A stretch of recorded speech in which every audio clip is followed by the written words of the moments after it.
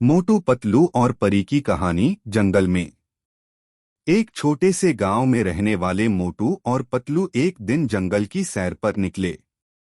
वे बहुत ही उत्साहित थे क्योंकि जंगल में उन्हें बहुत सारी रोचक चीजें देखने को मिलती थी। जंगल में चलते चलते उन्हें एक पुरानी पुस्तक मिली जिसमें कुछ किताबों की फोटोग्राफ्स थीं। वे किताब को खोलकर देखने लगे। पतलू ने कहा, मोटू भाई देखो, यह एक पुरानी किताब है। इसमें एक कहानी है, एक जंगल की, जिसमें एक चमत्कारी परी की कहानी है। मोटू भी उत्साहित हो गए और बोले, वाह, कहानी सुनते हैं। पतलू ने किताब खोली और कहानी की शुरुआत की। बहुत समय पहले एक जंगल में एक परी रहती थी। उसका नाम परिनिधि था। वह बहुत ही सुंदर और बुद्धिमान थी। उसके पास जंगल की हर चीज की जानकारी थी, लेकिन उसका दिल अकेलापन से भरा हुआ था। उसके दिल में एक अजीब सी खालीपन था।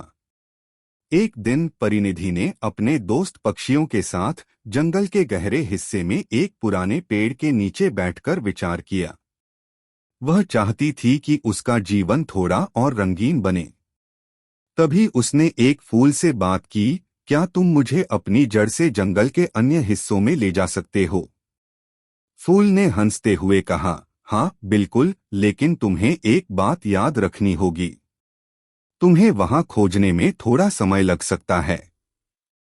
परिनिधि ने कहा, मुझे कोई बात नहीं, मैं तैयार हूँ। और उसने उस फूल की जड़ को पकड़ लिया और उसके साथ जंगल के अन्य हिस्से में उड़ चली। उसने जंगल के अलग अलग हिस्सों में बहुत सारे चमत्कारी और सुंदर चीजें देखी। वहां उसने एक सुंदर समुद्र भी देखा जिसमें अनेक रंगीन मछलियां थीं। वह बहुत ही हर्षित हो गई। परिनिधि ने जंगल की सुंदरता का लुत्फ उठाते हुए अपनी यात्रा जारी रखी। धीरे धीरे उसे यहाँ वहाँ थकान भी महसूस होने लगी। वह एक सुनसान गुफा में आई जहाँ एक सुंदर झरना गिरता था। वह वहां बैठ गई और झरने का पानी पीने लगी। तभी उसने देखा कि झरने के पीछे एक सुंदर सफेद कमान लटकी हुई है। उसे लगा कि यह शायद किसी राजकुमारी की कमान है। वह उसे छूने की कोशिश करती हुई बोली, क्या आप कोई राजकुमारी हैं?